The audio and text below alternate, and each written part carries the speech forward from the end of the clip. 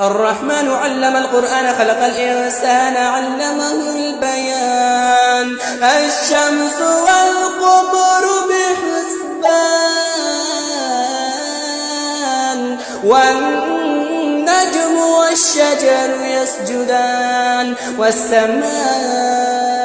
رفعها ووضع الميزان ألا تطغوا في الميزان وأقيموا الوزن بالقسط ولا تخسروا الميزان والأرض وضعها للأنام فيها فاكهة والنخل ذات الأكمام والحب ذو العصف والريحان فبأي آلاء ربكما تكذبان خلق الإنسان من صلصال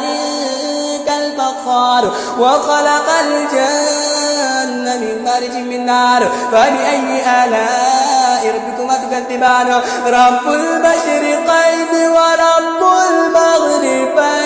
المغربين فبأي آلاء ربكما تكذبان مرج البحرين يلتقيان بينهما برزخ لا يبغيان فبأي آلاء ربكما تكذبان يخرج منهما اللؤلؤ والمرجان فبأي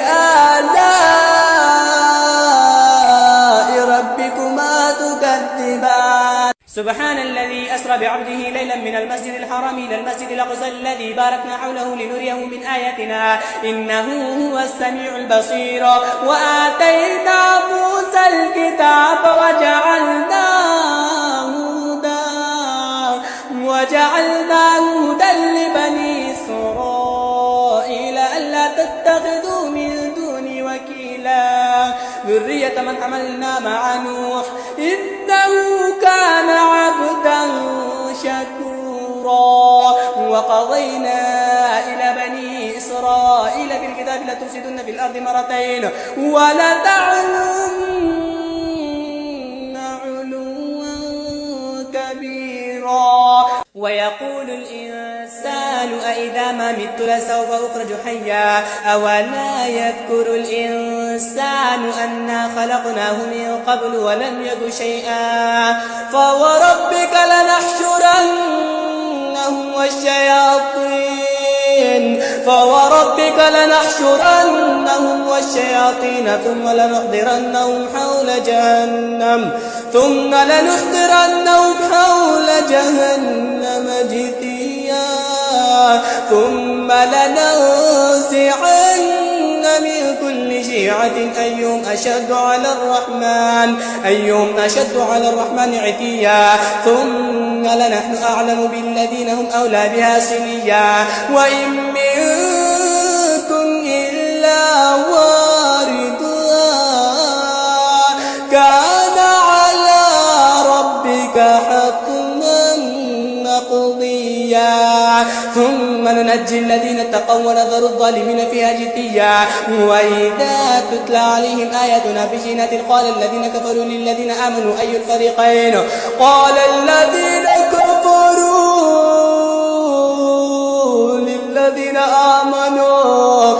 الذين كفروا للذين آمنوا أي الفريقين خير مقاما وأحسن نديا وكم أهلكنا قبلهم من قرن هم أحسن أثاثا ورئيا الحمد لله رب العالمين الرحمن الرحيم مالك يوم الدين إياك نعبد وإياك نستعين اهدنا الصراط المستقيم صراط الذين أنعمت عليهم غير المغضوب عليهم ولا الضالين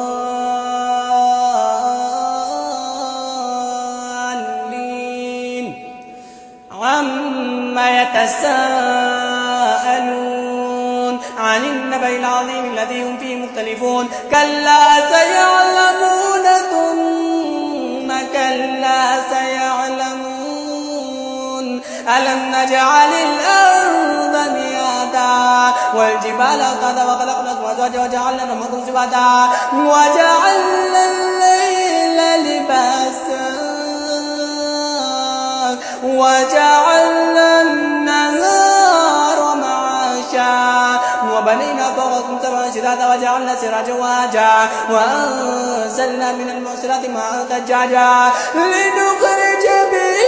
حبا ونباتا. سبحان الذي أسرى بعبده ليلا من المسجد الحرام إلى المسجد الأقصى الذي باركنا حوله لنريه من آياتنا إنه هو السميع البصير. وآتينا موسى الكتاب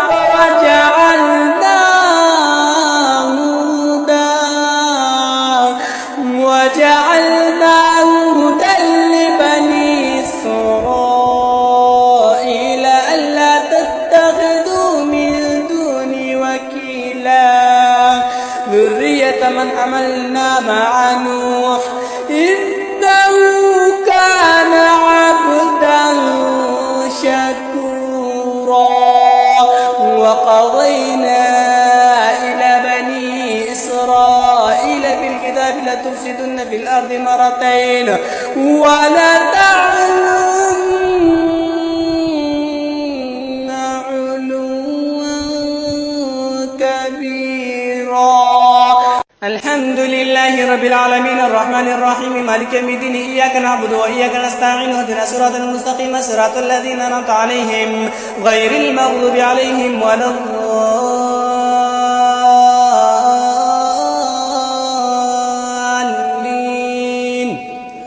عما يتساءلون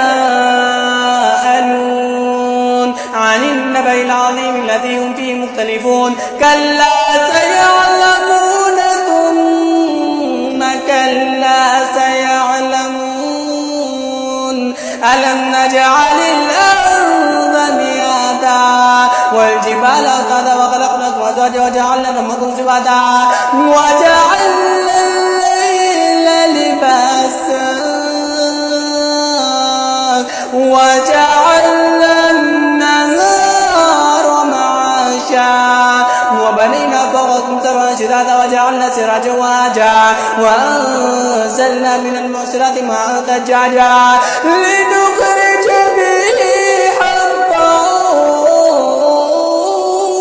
ونباتا. الرحمن علم القرآن خلق الإنسان علمه البيان الشمس والقمر بحسبان والنجم والشجر يسجدان والسماء رفعها ووضع الميزان ألا تطغوا في الميزان وأقيموا الوزن بالقسط ولا تبصروا الميزان والأرض وضعها للأنام فيها فاكهة والنخل ذات الأكمام والحب ذو العصف والريحان فبأي آلاء ربكما تكذبان. خلق الإنسان من صلصال كالفخار وخلق الجن من مارج من نار فبأي آلاء ربكما تكذبان. رب المشرقين ورب المغربين فبأي آلاء ربكما تكذبان. مرج البحرين يلتقيان بينهما برزخ لا يبغيان فبأي آلاء ربكما تكذبان. يخرج منهما اللؤلؤ والمرجان فبأي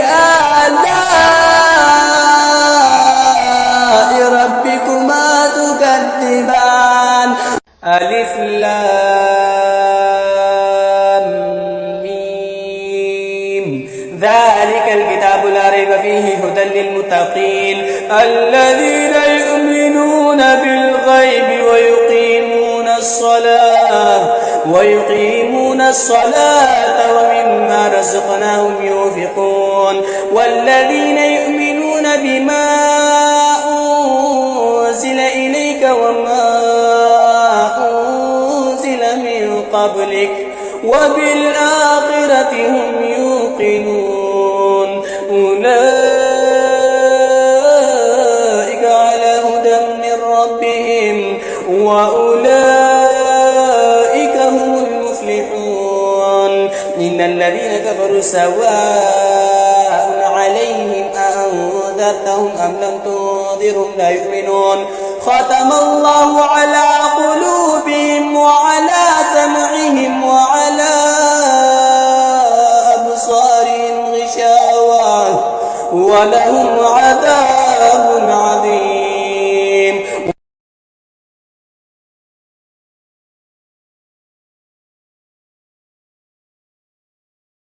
الرحمن علم القرآن خلق الإنسان علمه البيان الشمس والقمر بحسبان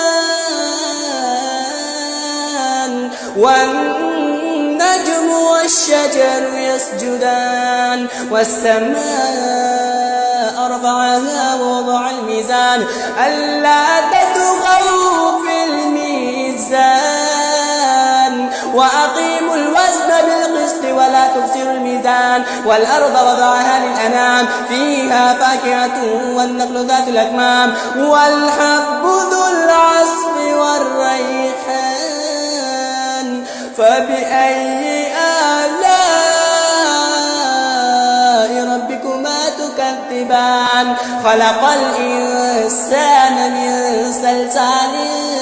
كالفخار وخلق الجن من مارج من نار فبأي آلاء ربكما تكذبان رب المشرقين ورب المغربين فبأي آلاء ربكما تكذبان مرج البحرين يلتقيان بينهما برزخ لا يبغيان فبأي آلاء ربكما تكذبان يخرج منهما اللؤلؤ والمرجان فبأي آلاء ربكما تكذبان سبحان الذي أسرى بعبده ليلا من المسجد الحرام إلى المسجد الأقصى الذي باركنا حوله لنريه من آياتنا إنه هو السميع البصير وآتينا موسى الكتاب وجعلناه هدى لبني إسرائيل ألا تتخذوا من دوني وكيلا ذرية من حملنا مع نوح إنه كان عبدا شكورا وقضينا إلى بني إسرائيل في الكتاب لتفسدن في الأرض مرتين ولتعلن علوا كبيرا ويقول الإنسان أإذا ما مت لسوف أخرج حيا أولا يذكر الإنسان أنا خلقناه من قبل ولم يك شيئا فوربك لنحشرنهم والشياطين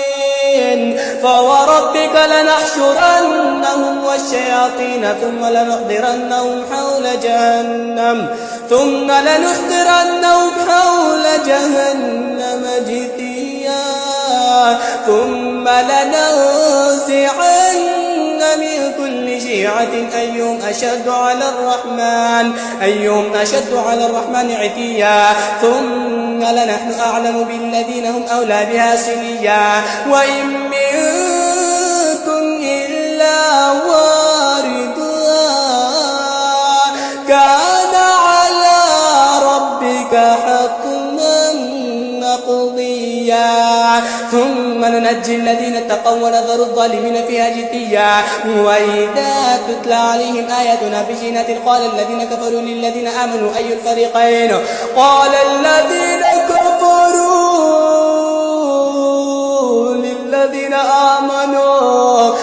الذين كفروا للذين آمنوا أي الفريقين خير مقاما وأحسن نديا وكم أهلكنا قبلهم من قرن هم أحسن أثاثا ورئيا الحمد لله رب العالمين الرحمن الرحيم مالك يوم الدين إياك نعبد وإياك نستعين اهدنا الصراط المستقيم صراط الذين أنعمت عليهم غير المغضوب عليهم ولا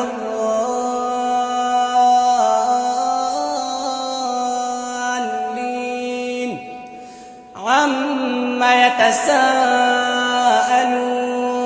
عن النبأ العظيم الذي هم فيه مختلفون كلا سيعلمون ثم كلا سيعلمون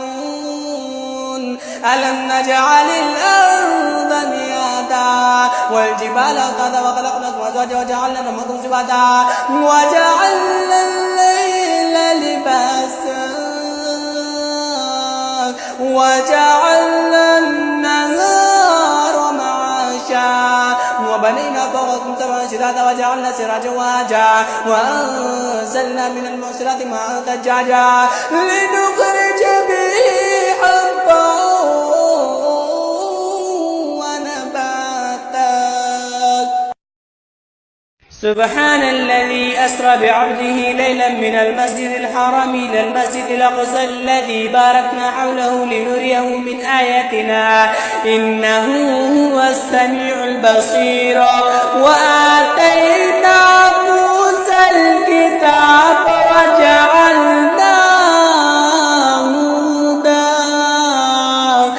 وجعلناه هدى لبني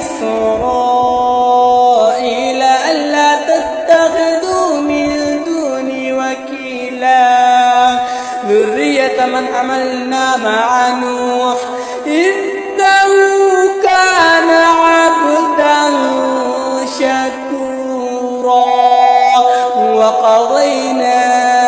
إلى بني إسرائيل في الكتاب لتفسدن في الأرض مرتين ولتعلن علوا كبيرا الحمد لله رب العالمين الرحمن الرحيم مالك يوم الدين إياك نعبد وإياك نستعين اهدنا الصراط المستقيم صراط الذين أنعمت عليهم غير المغضوب عليهم ولا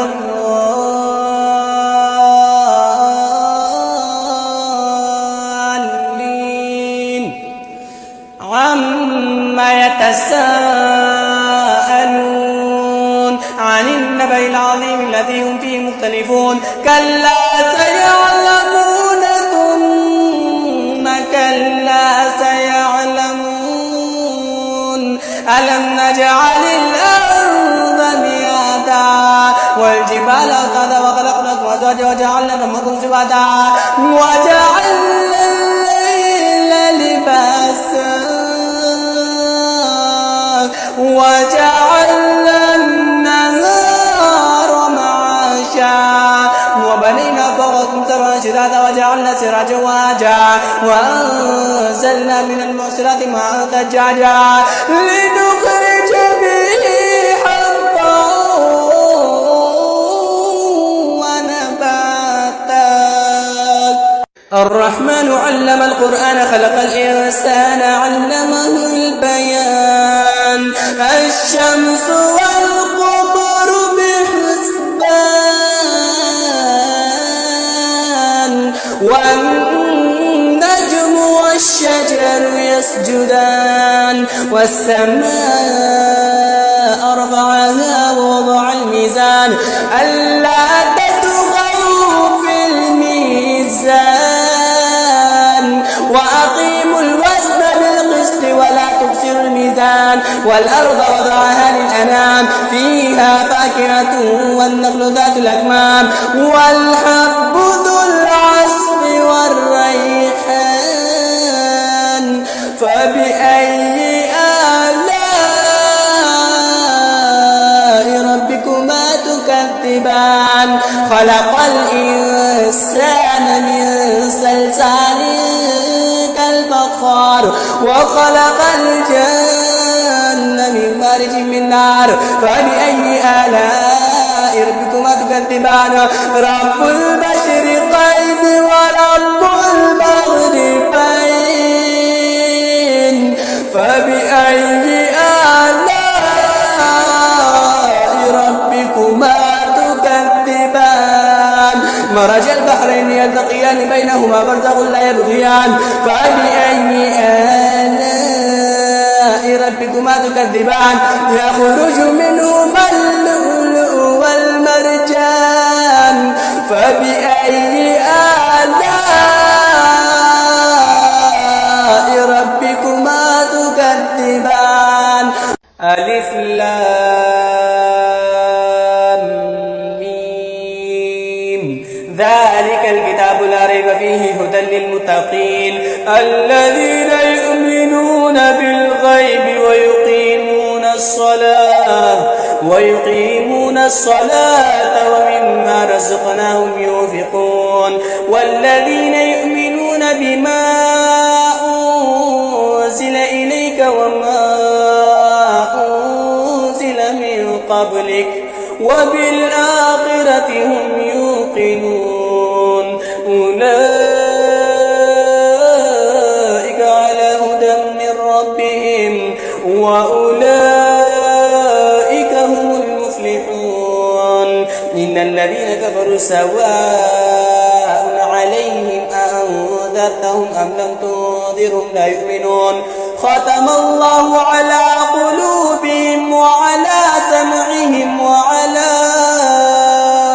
أبصارهم غشاوة ولهم عذاب